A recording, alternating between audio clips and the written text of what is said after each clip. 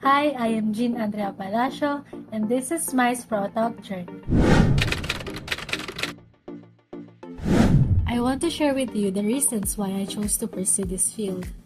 Growing up, I was surrounded by nature, plants, and animals, and I saw firsthand the benefits of having fruits and vegetables in our backyard. However, my attempts at growing plants were not always successful, which led me to pursue agriculture in order to learn more and correct my mistakes.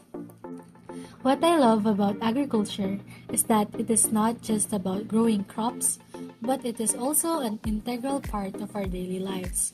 From the air we breathe to the food we eat, agriculture plays a crucial role. By studying agriculture, I gained a deeper appreciation for the science and art of farming, and I discovered the different activities that can be applied in real life. Furthermore, I strongly believe that agriculture should be given more importance and recognition. It is not just a low status profession, but a vital industry that contributes to our society and economy. By breaking the stigma around agriculture and promoting its value, we can encourage more people to pursue this field and invest in its development. Together, let us sprout up. This is Jean Andrea Palacio para sa Bayan, Agham at Agrikultura.